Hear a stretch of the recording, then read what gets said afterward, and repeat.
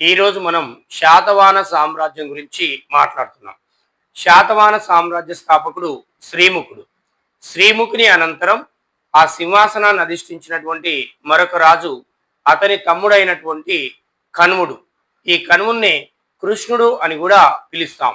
ఈ కన్వుడు సింహాసనాన్ని అధిష్ఠించిన తర్వాత శాతవాహన సామ్రాజ్యంలో తొలిసారిగా నాసిక్ నాసిక్ మరియు కన్వేరి ఏంటిది నాన్న కన్వేరి అనేటటువంటి గుహాలయాలను నిర్మించినాడు. నాసిక్ మరియు కన్వేరి అనేటటువంటి గుహాలయాలు నిర్మించినటువంటి వ్యక్తి ఎవరంటే కన్వుడు. ఇక్కడ మన క్వశ్చన్ ఏంటంటే శాతవాహనుల కాలంలో తొలిసారిగా గుహాలయాలు ఎవరి పీరియడ్లో నిర్వహించారు, తవ్వకాలు జరిపారు, గుహాలయాల నిర్మాణం చేపట్టారంటే కన్వుని కాలంలో. అంటే దక్షిణాదిలోనే తెలంగాణ ప్రాంతంలోని ఎట్లా అడిగినా కూడా గుహాలయ నిర్మాణాలు తొలిసారిగా చేపట్టింది ఎవరి కాలంలో అంటే కన్వుని కాలంలో. నాసిక్ మరియు కన్వేరి ఈ నిర్మించినటువంటి గుహాలయాలు ఇతను ఏం చేశాడంటే బౌద్ధ మతస్థులకు ఇవ్వడం అనేది జరిగింది. ఎవరికి ఇచ్చాడు ఇవి?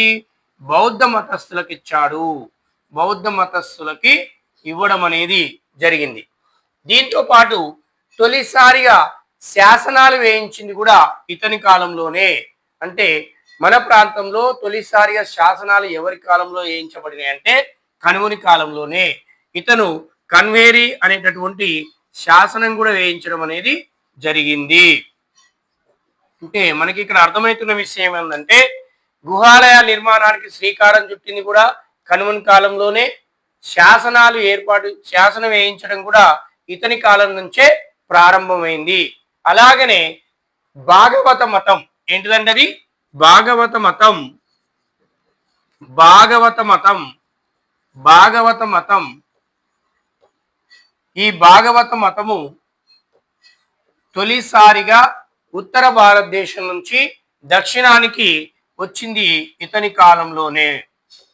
దక్షిణ భారతదేశానికి వచ్చింది కూడా ఇతని కాలంలోనే. ఇక్కడ పాయింట్స్ ఏంది? నాసిక్ కన్వేర్ అనే గుహాలయాలు నిర్మించిండు ఇతని కాలంలోనే.